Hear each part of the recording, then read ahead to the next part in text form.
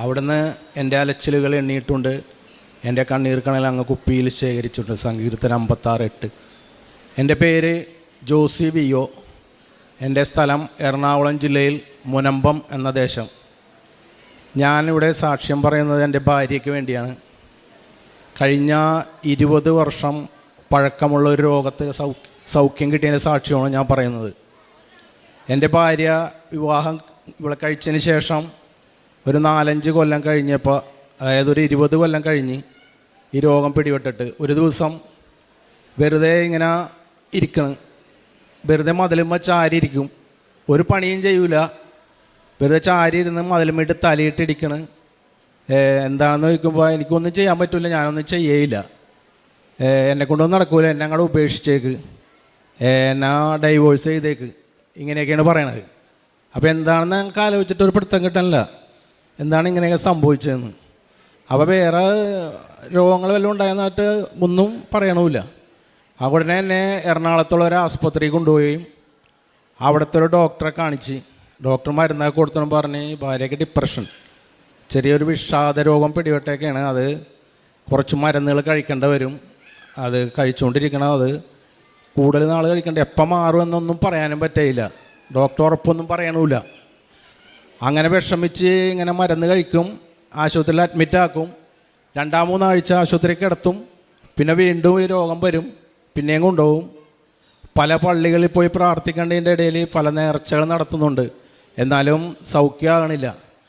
അങ്ങനെ ആശുപത്രിയിൽ കിടത്തലും പള്ളികളിൽ പോകലുമായിട്ട് ഇങ്ങനെ നടന്ന് ഞാൻ വളരെയേറെ വിഷമിച്ച് രാത്രി ഇരുന്ന് കരച്ചിലാണ്.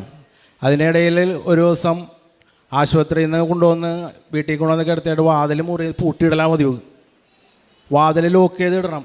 ഇയാൾ ഇറങ്ങി പോവും. തൊട്ടടുത്ത് എൻ്റെ വീടിൻ്റെ അടുത്ത് പുഴയാണ്, വലിയ പുഴയായതിൻ്റെ പേരിൽ വളരെ ശ്രദ്ധിക്കണം. അപ്പം ഞാൻ ആശുപത്രിയിൽ ജോലിക്ക് പോണ സമയത്ത് വാതിൽ 2 സ്ഥലത്തു നിന്ന് ലോക്ക് ചെയ്യും, വാതിൽ ലോക്ക് ചെയ്തിട്ടാണ് പോകാറ്. ഒരു ദിവസം ഞാൻ ലോക്ക് ചെയ്യാൻ മറന്നുപോയി.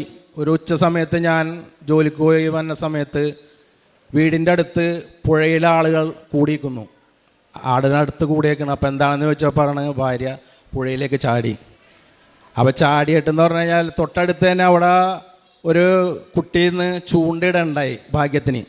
അത് മാതാവിൻ്റെ അനുഗ്രഹം കൊണ്ടാണ്. മാതാവിനോട് ഞാൻ പ്രാർത്ഥിക്കേണ്ട, എല്ലാ ദിവസവും മുട്ടിപ്പായി പ്രാർത്ഥിക്കണതിൻ്റെ പേരിൽ വല്ലാറോടത്ത് പോകുമ്പോൾ എല്ലാവരോടത്ത് പോയി വല്ലാറത്ത് മാതാവിനോടും പ്രാർത്ഥിക്കാറുണ്ടായിരുന്നു.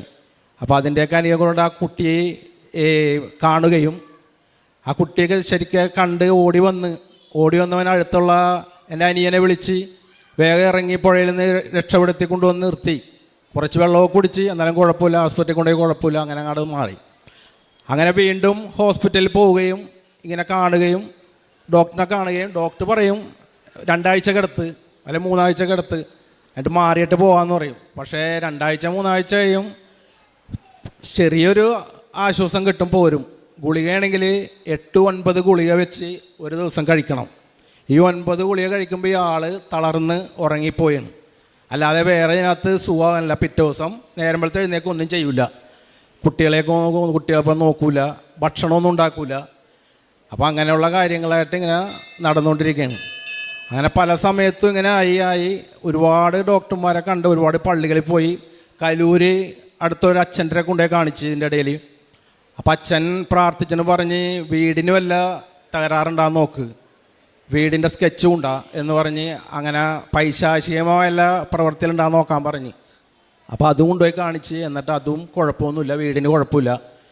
അങ്ങനെ അച്ഛൻ കുറേ മരുന്നുകൾ എഴുത്തന്ന്, ആയുർവേദ മരുന്നാണ് അച്ഛൻ കൊടുക്കുന്നത്. ആൻ്റണി അച്ഛൻ എന്നാണ് അച്ഛൻ്റെ പേര്, കലൂരുള്ളതാണ്. അങ്ങനെ അച്ഛനെ കാണുകയും അച്ഛൻ മരുന്ന് തന്ന് അച്ഛൻ്റെ മരുന്ന് കുറേ കഴിച്ച്, എന്നിട്ടും കുറവില്ല. അവസാനം അങ്കമാലിലുള്ളൊരു ഹോസ്പിറ്റലിൽ ഒരു സിസ്റ്റേഴ്സ് നടത്തണ സെൻറ്റ് മാരീസ് ഹോസ്പിറ്റൽ എന്ന് പറഞ്ഞാൽ ഒരു ഹോസ്പിറ്റലിൽ കൊണ്ടുപോയി കിടത്തി, അവിടെ ചികിത്സിച്ചു.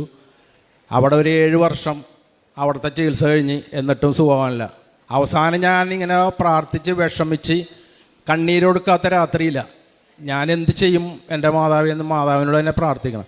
ഇക്കുന്ന സമയത്ത് അടുത്ത വീട്ടിലൊരു ചേച്ചി വന്ന് ഇങ്ങനെ കൃപാസനത്തിൽ നിങ്ങളൊന്ന് പോകും, അവിടെ പോയിട്ട് ആ മാതാവിന് ഉടമ്പടി എടുത്തൊന്ന് പ്രാർത്ഥിക്കുക, ഈ രോഗമൊക്കെ മാറിക്കിട്ടും, നിങ്ങളവിടെ പോയി പ്രാർത്ഥിക്കുമെന്ന് പറഞ്ഞ് അങ്ങനെ ഞാനും ഭാര്യയും കൂടി 2023 ഒക്ടോബർ, കഴിഞ്ഞ കൊല്ലം ഒക്ടോബർ 23 ഇവിടെ വരികയും അന്ന് ധ്യാനത്തിൽ കൂടി, ഉടമ്പടി ക്ലാസ്സിൽ കൂടി ഉടമ്പടി എടുത്ത് പ്രാർത്ഥിച്ച് അങ്ങനെ ഞാൻ വീട്ടിലോട്ട് പോയി.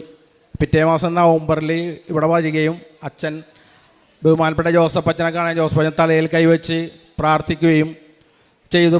മാറും, നിനക്കൊരു രോഗമില്ല, നിനക്കൊരു പ്രശ്നമില്ല, മാറിപ്പോവും, വെറുതെ ഒരു ചെറിയൊരു തോന്നലാണ് നിൻ്റെ എന്ന് അച്ഛൻ പറഞ്ഞ് തട്ടി തലയിൽ തയ്ച്ച്. അതിനുശേഷം ഞാൻ വീട്ടിൽ കൊണ്ടുപോയി ഉടമ്പടി തൈലം പുരട്ടി കുളിക്കുകയും ഉടമ്പടി വസ്തുക്കൾ ഉപയോഗിക്കുകയും ഉടമ്പടി പ്രവർത്തനം മുടങ്ങാതെ അല്ലെങ്കിൽ പ്രേക്ഷിത പ്രവർത്തനം അങ്ങനെ എല്ലാ കാര്യങ്ങളും ചെയ്യിക്കുകയും ഞാനും ചെയ്യുകയും ചെയ്തു.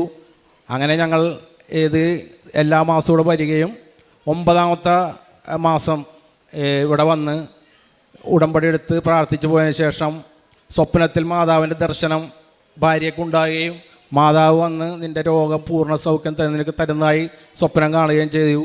ഞാൻ കുടുംബ പ്രാർത്ഥന ശേഷം ഉടമ്പടി പ്രാർത്ഥന ചെല്ലണ സമയത്ത് എനിക്ക് മുല്ലപ്പൂവിൻ്റെ ഗന്ധം അനുഭവപ്പെട്ട് മാതാവ് വന്നാണെന്ന് എനിക്ക് പൂർണ്ണ വിശ്വാസമുണ്ടായി. ഞാൻ വിശ്വസിച്ച് പ്രാർത്ഥിച്ചു, മാതാവേ എനിക്കിനകത്തുനിന്ന് ഒരു സൗഖ്യം തരണം, എൻ്റെ ഭാര്യയെ രക്ഷിക്കണം മാതാവേ, എല്ലാ കാര്യങ്ങളും എനിക്ക് നിറവേറ്റി തന്നെ, എൻ്റെ മക്കളെ നോക്കണവർക്ക് എല്ലാ കാര്യങ്ങളും ചെയ്യാനുള്ള ആളാണ്. അപ്പോൾ പിന്നെ മാതാവ് എനിക്ക് പൂർണ്ണ സൗഖ്യം തന്നെ, മാതാവ് എനിക്ക് പൂർണ്ണ സൗഖ്യം തന്ന് 9ാമത്തെ മാസം അനുഗ്രഹിച്ച് മാതാവ് അനുഗ്രഹിച്ചതിൻ്റെ ഫലമായിട്ട് ഇന്ന് എൻ്റെ ഭാര്യ സന്തോഷവതിയായിട്ട് ഇവിടെ നിൽക്കാണ്ടിരുത്തി. ഇങ്ങനെയെല്ലാം നിന്ന് വെച്ചത് തലയെക്കെട്ട് വിത്തുമീട്ട് അടിക്കലും കാര്യങ്ങളൊക്കെ ആയിരുന്നു, ആരെയും നോക്കാതെ വെച്ചാണ്. ഇപ്പോൾ പൂർണ്ണ ആരോഗ്യവതിയായിട്ട് പൂർണ്ണ സന്തോഷത്തോടെ നിൽക്കുകയാണ്. ഇതിന് ഞാൻ 1000 നന്ദി പറയുന്നത് യേശുവെ നന്ദി, പരിശുദ്ധ അമ്മയെ നന്ദി, ദൈവമാതാവെ നന്ദി. ജ്ഞാനത്തിൻ്റെ പുസ്തകം 16-ാം അധ്യായം 12-ാം തിരുവചനം. കർത്താവെ, മരുന്നോ ലേപന ഔഷധമോ അല്ല, എല്ലാവരെയും സുഖപ്പെടുത്തുന്ന അങ്ങയുടെ വചനമാണ് അവരെ സുഖപ്പെടുത്തിയത്. ജോസി എന്ന ഈ സഹോദരൻ തൻ്റെ പങ്കാളിക്ക് വേണ്ടിയാണ് പരിശുദ്ധമ്മയുടെ തിരുനടയിൽ സന്തോഷത്തോടെ നന്ദി പറഞ്ഞ് സാക്ഷ്യം പങ്കുവയ്ക്കുന്നത്. ജീവിത പങ്കാളി വിഷാദത്തിലേക്ക് പോയ നാളുകളിൽ മരുന്നും ചികിത്സയും കൊണ്ട് ഒരു ഫലമില്ലാതിരുന്ന ദിവസങ്ങളിൽ കുടുംബത്തിൻ്റെ എല്ലാ കാര്യങ്ങളും താളം തെറ്റിക്കൊണ്ടിരിക്കുമ്പോൾ അമ്മ മാതാവിൻ്റെ തിരുനടയിലെത്തി ഉടമ്പടി പ്രാർത്ഥനയിലൂടെ പരിശുദ്ധമ്മയുടെ സംരക്ഷണയിൽ പൂർണ്ണമായി ജീവിത പങ്കാളിയെ സമർപ്പിച്ച് പ്രാർത്ഥിക്കുകയും അത് സാധാരണ ജീവിതത്തിലേക്ക് വേഗത്തിൽ മടങ്ങി വരുവാൻ കാരണമായതിനെ സഹോദരൻ സാക്ഷ്യപ്പെടുത്തുകയാണ്. സഹോദരൻ്റെ വാക്കുകളിൽ എത്രത്തോളം അമ്മ മാതാവിൻ്റെ സംരക്ഷണം, സഹായം, മാധ്യസ്ഥം അത് കുടുംബത്തിനൊപ്പം ഉണ്ടായിരുന്നുവെന്നും ഈ കുടുംബത്തിൻ്റെ ഹൃദയഭാരമുള്ള പ്രാർത്ഥനകളെ ഏറ്റെടുത്ത് അതെത്ര വേഗത്തിൽ സാധാരണ ജീവിതത്തിലേക്കും അന്നുവരെ ഉണ്ടായിരുന്ന എല്ലാ പ്രയാസങ്ങളും മാറ്റിക്കൊടുത്ത് ഒരു പുതിയ ചൈതന്യവും പുതിയ ഉന്മേഷവും കൊടുത്ത് ഈ ജീവിത പങ്കാളിയെ കരുത്തുള്ളതാക്കിയെന്ന് സഹോദരൻ സാക്ഷ്യപ്പെടുത്തുന്നു. പരിശുദ്ധമ്മയുടെ തിരുനടയിൽ ആഗ്രഹത്തോടും വിശ്വാസത്തോടും നമ്മൾ ഓരോരുത്തരും പ്രാർത്ഥിക്കുമ്പോൾ നമുക്ക് അമ്മ മാതാവ് കൈമാറുന്നത് നവോന്മേഷത്തിൻ്റെ പ്രത്യാശയാണ്, ജീവിതത്തെ നേരിടുവാനുള്ള ആത്മശക്തിയാണ്, നമ്മുടെ വിശ്വസ്തതയുള്ള ജീവിതം നയിക്കുവാനുള്ള ധൈര്യമാണ്. തമ്പുരാൻ്റെ സന്നിധിയിലേക്ക് നാം പുലർത്തുന്ന നന്മയുടെ എല്ലാ ജീവിത രീതികളും തിരികെ നമുക്കത് അനുഗ്രഹമായിട്ട് ഈശോ മാറ്റുകയാണ്. അമ്മ മാതാവ് ഈ കുടുംബത്തിന് നൽകിയ ഈ അനുഗ്രഹത്തിനും സന്തോഷത്തിനും നന്ദി പറഞ്ഞുകൊണ്ട് കരഘോഷത്തോടു കൂടി ഈ സാക്ഷ്യം നമുക്ക് സമർപ്പിക്കാം.